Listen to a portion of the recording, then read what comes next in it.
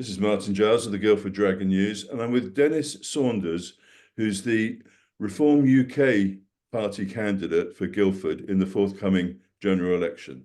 Dennis, thank you for giving your time for this interview with the Guildford Dragon News. My pleasure. Good to be here. And we'll get straight into it. I'm looking for the interview to last for about 20 minutes. The first question is, Jeremy Hunt in Guildford's neighbouring constituency, he's standing for the Conservatives there, seems unconcerned with the level of development in Surrey. Are you? Yes. Sorry, that's a bit of an easy one. The Wisley development is shocking. The Wisley airfield is classified as a brownfield site, and therefore it's very easy for builders to get planning permission to build on it. I used to fly small aeroplanes, and I've been to Wisley. I used to live very close to it, and it's very little tarmac and mainly green fields covered in poppies. We have an issue that there aren't enough houses, and I guess that is probably a reasonable place to go. But the issue is, and I'm going to sound racist or something, but there's too many people coming into the country year after year after year, and our housing supply simply can't last, and we have to stop that. Okay, so would you allow any greenbelt land to be developed? There may be a case for it on an individual one-to-one basis, but as a general principle, you know, I live in the Surrey Hills, which is an AONB. It's not a NIMBY thing, but I just wouldn't want to see our greenbelt being built on. There are other brownfield sites that we should be using. And we have to protect what we've got, because once it's built over, it's built over. And if you look at some of the things that are happening, we simply don't have the infrastructure to support. For instance, Cranley has had so many new houses built. It's now changed where it is. It used to be in the Guildford constituency. It's now not. But the infrastructure can't cope. Where I live, there's just no water when it's dry. It's ridiculous. And Yes. You say about brownfield development, but of course, a problem with that is that councils or the government can't force that development, because it's, you know, if the owners don't want it to be developed or the developers don't want it to be developed, they don't develop it. So would you change the rules so that brownfield, there would be more onus on developers and owners to get it developed? Yeah, certainly. I mean, it all comes down to money at the end of the day, Martin, that if you make it in the developer's interest to build on brownfield rather than green belt, then that's what they'll do. So would you tax them if they left it undeveloped, or how would you do that? Yeah, one of the things that the developers have got a favourite trick of doing is saying that they will build a mixture of houses, some of which are executive houses and some of which are low cost. They've done this recently. They then build the executive houses and leave the low cost as part of a later phase, which never gets done. So there must be penalties, and it's a ridiculous situation. You've got to, you know, I'm not anti-business. I'm an ex-businessman. I built a business from nothing with a partner, and we were generating £3 million worth of tax and employing 60 people. I'm very, very pro-business, but you've got to have some kind of moral value in businesses, and building on greenbelt when we have brown belt available. I understand brownfield sites available. I understand that they're to make a profit. So therefore, you either punish them for not building on, you either punish them for building on greenbelt, or you bribe them, in essence, make it worth their while to build on brownfield sites. And how do you make it worth their while? And how would you feel about higher, because there's been controversy in Guildford about brownfield development, which is relatively high rise, relatively high compared with the rest of the town. How do you feel about that? On a personal level, I don't particularly like it. I've lived in Guildford or worked in Guildford for about 50 years. So personally, I don't particularly like it, but I think it's inevitable that the town has to change in some ways. You know, when you look at North Street or the centre of town or round by the station, it can't stay how it was in the 70s. But on a personal level, I don't like it at all. You know, Okay. if you look at Woking, for instance, Woking and Guildford were very similar. Woking is now Tower Block City, Yeah. 20 Of bed, course, 28 from Guildford's London. Guildford's got a lot more history than Woking, hasn't it? Oh, it has. Yeah, there's no choice. Okay. Sorry, Woking. So, would you take any other measures to increase the housing supply other than building on Greenbelt? Have you thought of that? In what way, other than building on Greenbelt? Yes, to build on brownfield sites. But there's also an issue with the housing that we have, in that, although it's been shelved for the moment, the legislation, the section, if I was a landlord, I would have a 6-month short-term tenancy agreement with a renter. At the end of that, if we're both happy, it continues. Otherwise, that ends at the end of 6 months. That is in the process of being abolished. Because of that, it means that if you're a landlord, you can't get people out of your house. It's actually it's now Tory policy. It was a Jeremy Corbyn hard left policy that you would have the right to stay in somebody else's house. You then have to be taken to court to get the person out. If the court system is so blocked, that what I'm hearing anecdotally is that people are actually just paying tenants to move. Now, what that has done is it has stopped people renting out their houses, which is pushing up rent prices. Right. Okay. That was the no-fault eviction, I think it was labelled, wasn't it? Yeah, Yeah. it's a Jeremy Corbyn policy adopted by the Tories. Okay. Right, well, let's move on to the high street. What would your party do to help the health of the nation's high streets? We've got empty shop units in Guildford. In fact, what was probably the leading store on the high street, House of Fraser, has laid empty now for months. Yeah. What would you do to improve the situation? Reform policy is very simple. It's to totally abolish business rates for high street businesses. Having had a business rates are a real cost. And if I was going to start a shop now in Guildford and I'm looking at a cash flow forecast and I've got to pay all this money out in business rates, I'm uninclined to do it. If, on the other hand, there are no business rates, I'm more inclined to do it. It's an obvious thing to do. And to be honest, I would argue that, you know, the wealth that shops bring to a town outweighs the fact of taxing them with business rates. Okay. I want our high street back. I mean, I actually did a stand for reform in Guildford High Street a couple of months ago, and we were actually just outside House of Fraser, and it's just the high street has changed. Again, I don't want to be a person that says nothing must change, but the high street now, when you walk up and down, there's probably, I haven't counted, but there's probably 6 or 7 empty shops. Right. And you've got to help these shop owners. And it's not just the small shops, it's also the big shops as well, big Okay. stores. But if you scrap business rates, I think that's what you said. How Yeah, would you? for high street shops. Yeah, so how would you, because I mean, obviously government relies on that revenue, whether it's national or local. How would you fill the whole of that income for the Yeah. government? The reform, we have a contract, which, if you like, is a manifesto. Everything we're doing is fully costed. Right. And the details of that online under the reform contract. The way to do that is to actually pay the money that the councils have lost, or reduce some of the waste that is going on in councils at the moment. Okay. But it's the high street that counts, you And know, then, and along with that, reducing parking charges and et cetera, just making it easier to get into the town. okay. And on the cost of living, which I think is and the list I saw was the topic that came top of the list of voters' concerns. What would your party do to make life more affordable for those on lower incomes? Because although Guildford's an affluent town and an affluent county, we have got people on lower incomes in Guildford. So what would you do to help them?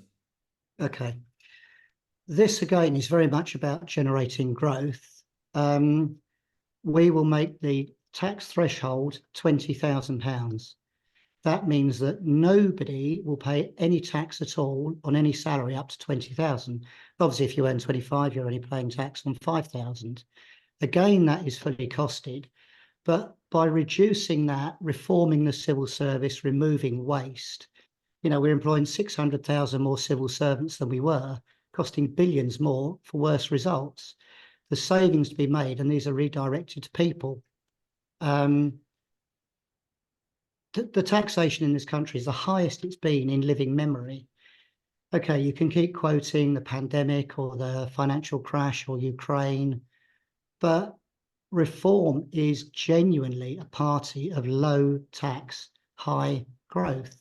And you also have a situation where if it's paying people more to work and you couple that with training for people to get into jobs.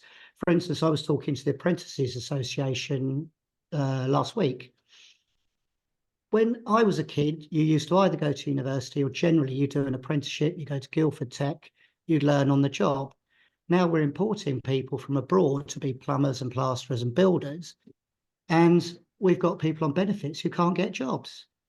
And in some cases, if you've got a number of children, if you have a job, you're no better off than you would be on benefits. That's fundamentally wrong. Okay. Now you've mentioned there about about raising the tax threshold. Well, obviously that would also decrease government revenue, and you said that's all costed. But what are the areas then where you would increase or you would fill those gaps? Can it all be done just by saving on the civil service, etc.? No, there's other things as well. The net zero project that the three main socialist parties really have signed up to is completely uncosted. Reform will put that on hold, if not scrap it, and save 30 billion a year. That's what's quoted in the contract. However, I know an absolute expert in this field, and it's nearer 45 billion every year. You need to build something like 40,000 windmills. If you want to store it, you need a Tesla unit that's 1 kilometre by 1 kilometre by 400 metres high. And then you'd need to rebuild the grid to carry the electricity. But are you not concerned by the scientists saying, about the risks of climate change?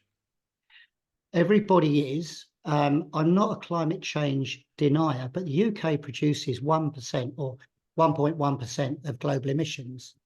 India and China are producing in the 20s and the 30s.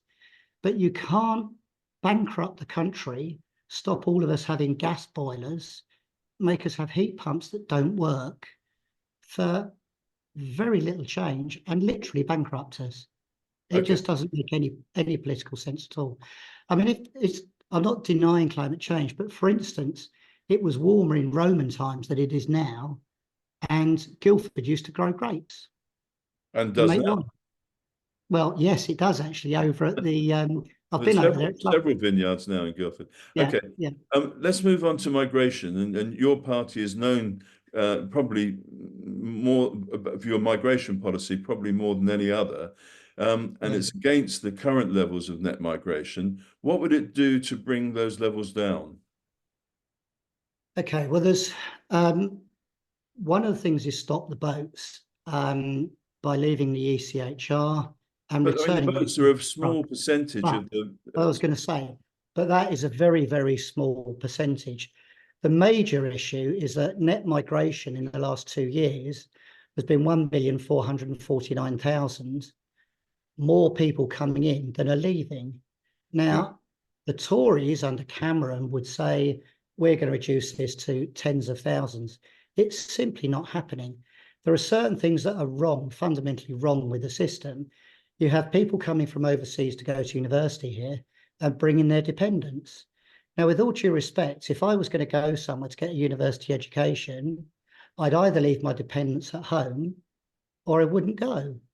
People did this. If you look at the Windrush generation, The guys would come over, they get a job, they get a home established, and then they bring their dependents.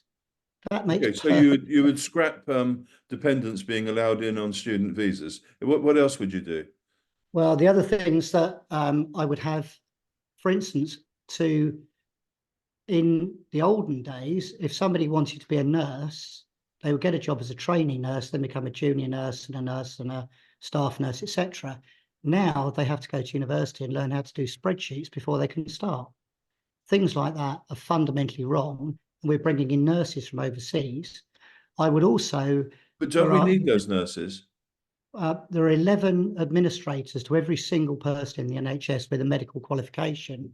I'd reform the NHS completely and increase the salaries of nurses and doctors to stop them leaving. To talk about waste, I'll give you two very good examples. There's a drug called clopidogrel, which I'm on, and I wanted to check what I should do before a minor operation. Going online, 215 NHS trusts have employed 215 managers to write the same thing in different words, and that's for one drug. The NHS needs massive reform. It's not that it's overfunded, it's that the funding isn't going to the front lines. And from personal experience, I feel that when you're looking at recruiting diversity managers and sending people surveys of whether they would recommend using certain doctors and hospitals, I know for a fact that people with pancreatic cancer are given one drug on the NHS called FOLFIRINOX. 68% of people can't have more than one cycle. It's so bad. Most of the Western societies will treat with a drug called gesistebrine Abraxane, but you can't get it on the NHS. And that can extend somebody's life by 6 months. A decision made by NICE, and at the same time that they're saving money there, they're spending the money on sending people questionnaires and woke training. So your It's point is, I think, sorry wrong. to interrupt, but Yeah, time is against this, I'm afraid. But your point is, I think I'm right in inferring then your point is that by decreasing inefficiency, then you decrease the demand for people coming in. Is that correct? Yeah, but it's across all likes. If you link that, I do want to mention it again, but if you link with apprentices, Right. so effectively you control immigration, you stop bringing in non-essential people, you train UK people to do those jobs, which is a win-win, because I lost many years ago, I lost my job, I lost my business, I lost everything. And the Dole Centre is not a nice place to go. And luckily for me, in actual fact, I started another business. But the help is limited, shall we say, that you actually get. And you can do something like 2 strikes and you're out not taking a job, which again must be done. One of my sons recruits gardeners. Sorry again to interrupt, Dennis, but we're veering away a bit from All migration, right, sorry. and Yes, they I would have to stop manage the all. time here. But Yeah, okay. so on the conservative solution for the boat people or the people coming across on boats is the Rwanda solution. Do Yeah, you support that? Do you think it's the most effective and moral way to tackle the problem? okay. The Conservative Party is totally split on this. Half of them are saying that it's immoral and you can't do it, and the other half are saying the legislation isn't strong enough. There is at least one High Court case that I know that's taking place in July after the election, and it's almost certain that the Rwanda scheme won't work. I personally think the reason that Sunak called the election was that when the flights are grounded in July or August or September this year, he's left with absolutely no immigration policy. Okay, but It's do not, you support it? Do you support that solution? no, No, because you're saying it wouldn't work. yeah, it wouldn't work. And you stop Okay, people coming in the first place. okay, fair enough. But Right, let's move on to water then. The problem of water supply in Guildford has been in the headlines over the last 6 months. We've had interruptions in the supply, and of course, there's sewage going into our local rivers. What would your party do to fix the water industry? Okay, we don't have enough reservoirs. We haven't built reservoirs for how many years? I couldn't even begin to tell you. We also need a structure. It doesn't rain much in the southeast when you're looking at Guildford things. So we need to transfer the water. We need pipelines to transfer the water from areas where it does rain. But the thing that strikes me is that whenever it rains, the roads are running with water. The water companies exist for their shareholders. That's what they have to do. They're bound to do that. They're not charities. So you have to change the structure of water companies to say make it 50% state owned. You can't let this carry on like this. And as for sewage, they get fined, but they just put their prices up. The point is that the water industry is a monopoly, and it's an essential part. As I alluded to earlier, from 2019 onwards, where I live, any dry period, we'd have literally no water. Thames Water used to fill a reservoir on Pitch Hill with tankers, then decided it was too expensive, so didn't bother. Right. My neighbour, this was during COVID, my neighbour was a NHS intensive care nurse who couldn't wash when he got back from work. The neighbour over the other side had a few llamas, I think they were, couldn't water them. My wife was very ill, was going to the hospital with infections because she couldn't wash. Right. And Thames Water did nothing about it. I'm sorry, that just can't happen anymore. Okay. There's too many things, just sorry, briefly, Martin, there's too many things that the Tories in particular have talked about doing, but done nothing. And it's time for change. It is time for other parties to come to the fore, people that represent centre-right values. There's not much now between the other three parties. Their policies are mainly socialist anyway. And it's time to have another party. Okay. Maybe out of that comes another centre-right party, who knows? But okay. Thank you very much. I'm afraid we're out of time now, but Dennis Saunders, Reform UK candidate for Guildford in the general election. Thank you very much. yeah, thanks, Martin. Thanks for your time.